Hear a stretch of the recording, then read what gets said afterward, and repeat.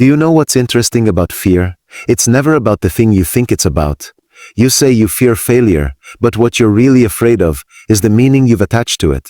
You've told yourself a story, that if you fail it means you're not good enough, that people will laugh, that you'll lose respect, that your value will drop. But let me tell you something with absolute certainty. Failure is neutral. It's you who gives it a negative or positive meaning.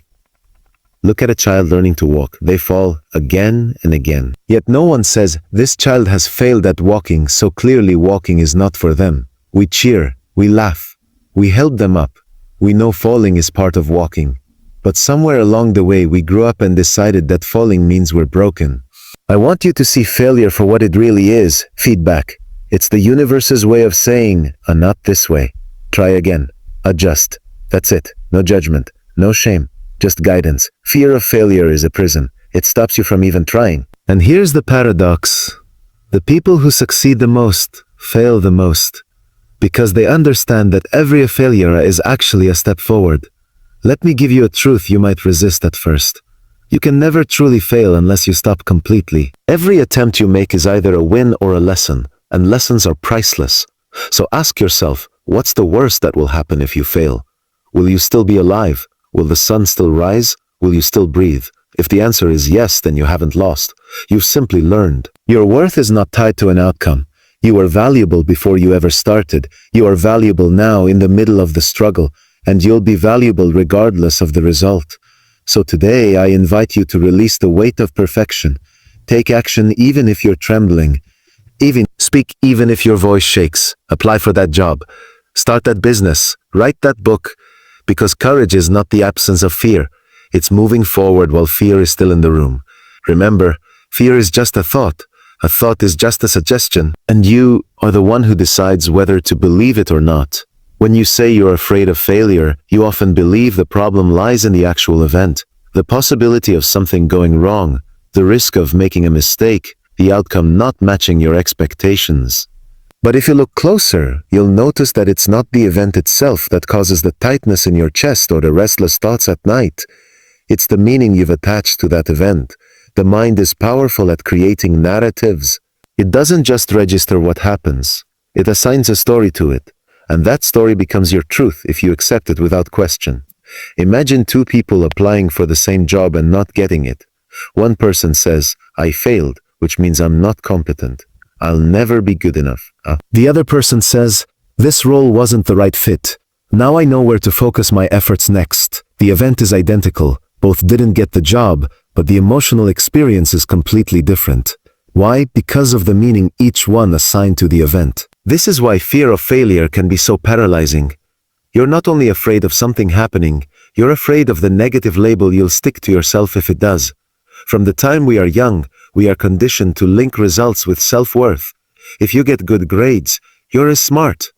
If you perform well in sports, you're talented. But if you make mistakes, you're not trying hard enough or not capable. Over time, you internalize the belief that your value is conditional, that it depends on performance, on how others perceive you, and on avoiding anything that might lead to embarrassment. This conditioning makes the thought of failure feel like an attack on your identity rather than a simple experience of learning. The reality is, the event called a failure is neutral until your mind decorates it with interpretation. The universe doesn't keep a scoreboard of how many times you've stumbled. Nature doesn't punish a bird for falling while learning to fly, nor a seed for taking longer to sprout. It's only the human mind that decides some outcomes mean shame, inadequacy, or finality. And once that belief takes root, fear begins to grow. Not fear of the process, but fear of what you'll make the process mean about who you are. When you start to see that fear of failure is really fear of your own judgment, you gain the power to change the game. You can decide that a failed attempt simply means you've gained data, insight, and experience. You can view it as part of the natural process of becoming skilled in anything. You can reframe it from being evidence of your limits to evidence that you're pushing beyond your comfort zone.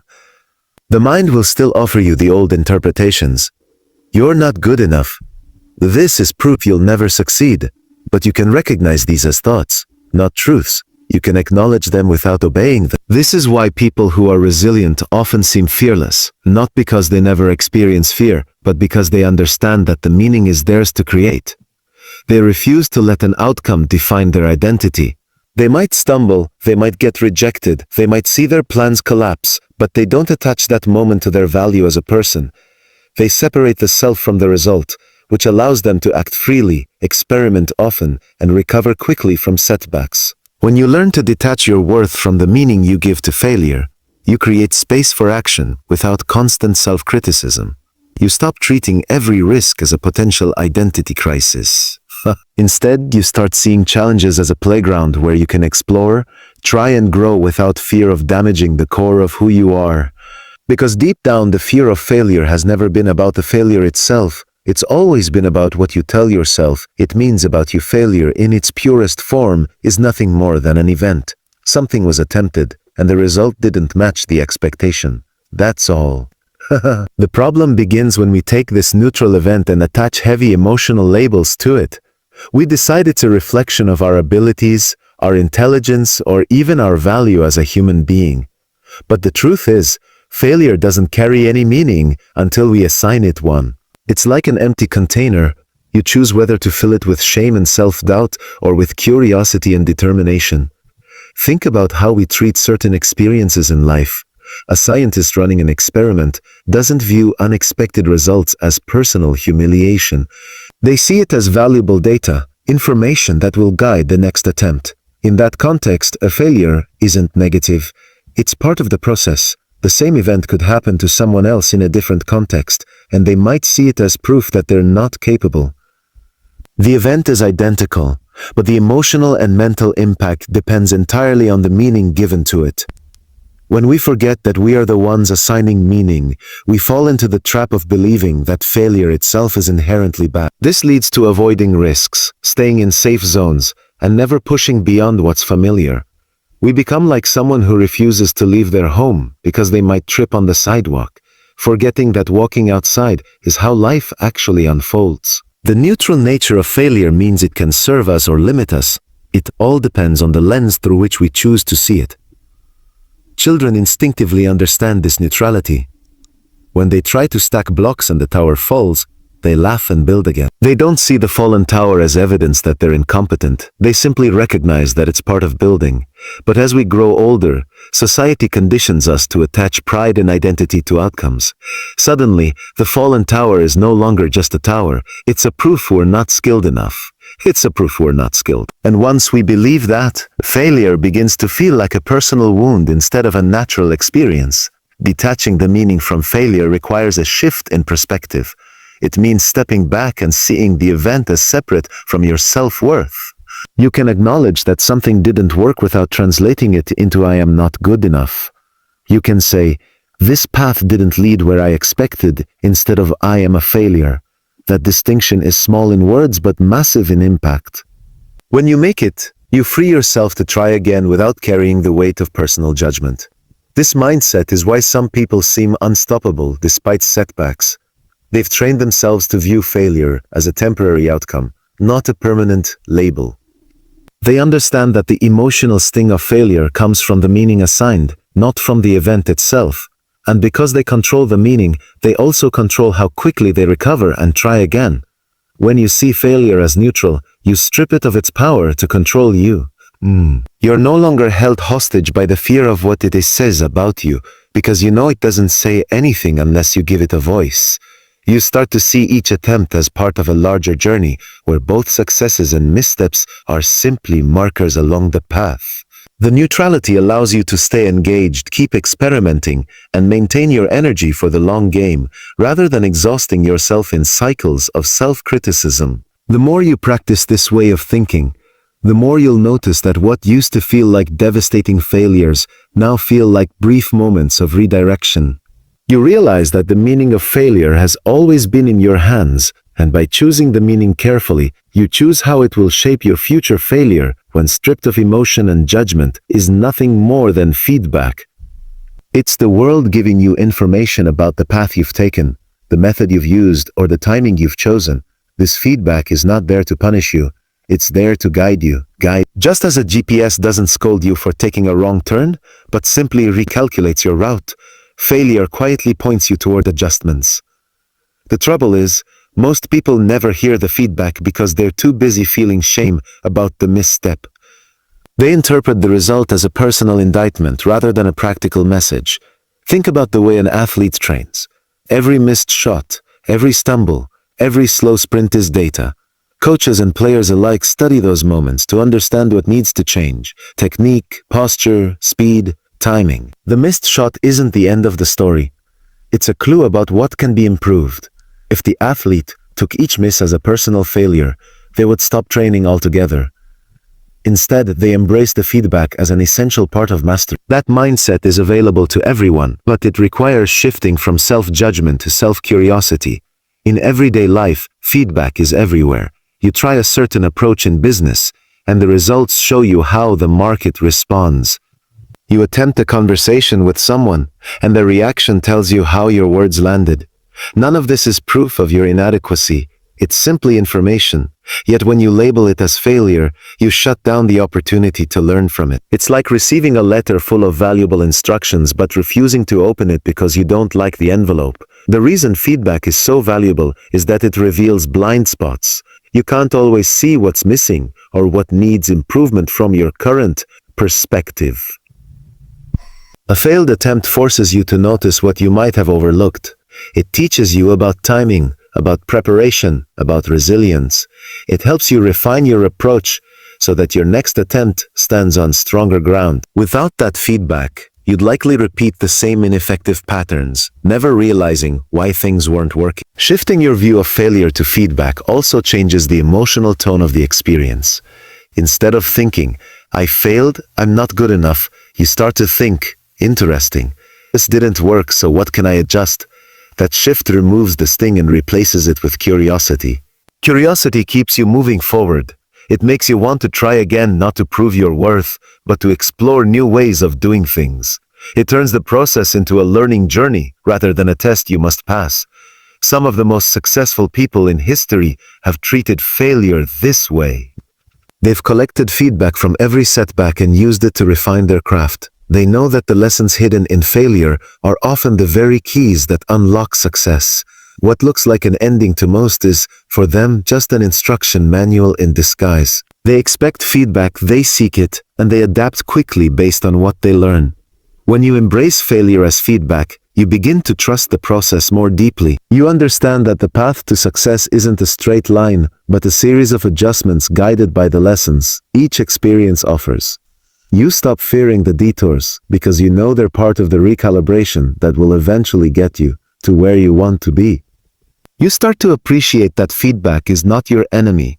It's your most reliable partner in growth, and every so-called failure is simply delivering it in the clearest way possible. The people who achieve the most in life are almost always the ones who have been willing to face failure repeatedly.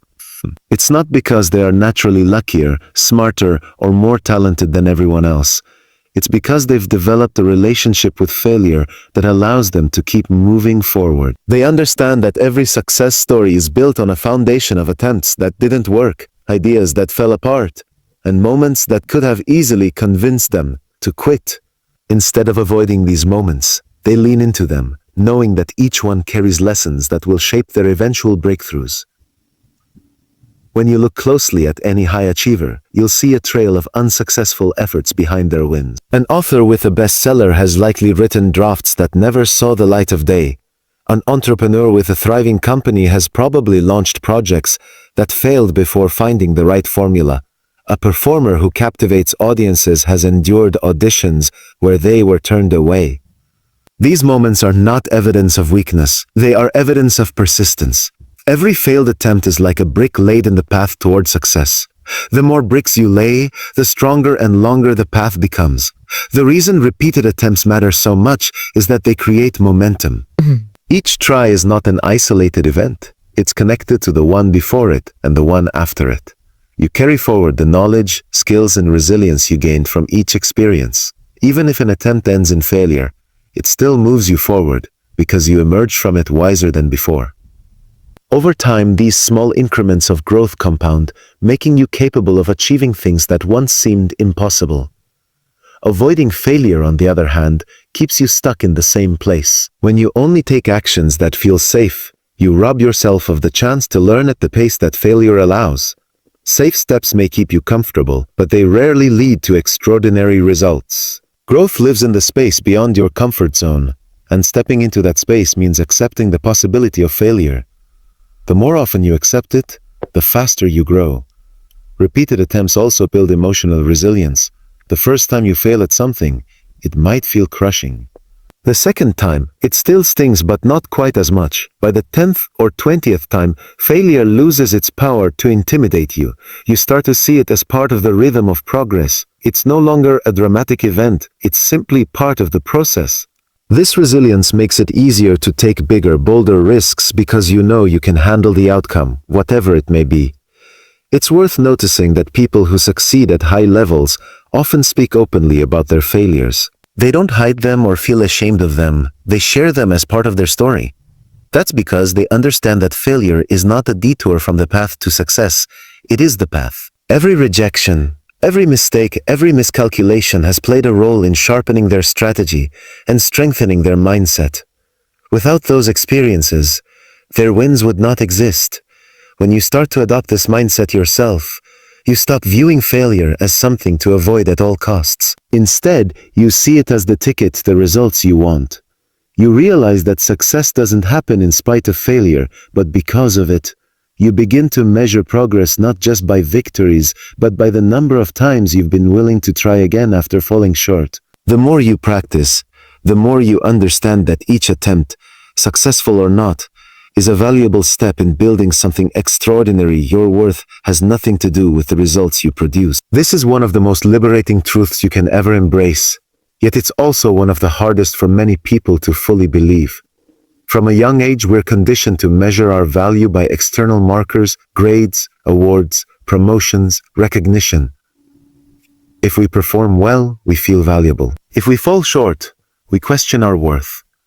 Over time, this conditioning creates a deep link in the mind between achievement and self-esteem, making it almost impossible to separate who we are from what we accomplish. The problem with tying your worth to outcomes is that it places your self-value on unstable ground. Outcomes are influenced by countless factors, many of which are outside your control: market conditions, timing, other people's decisions, random events. If your sense of worth rises and falls with these outcomes, you end up living in a constant state of emotional instability. A win makes you feel unstoppable. A loss makes you feel unworthy.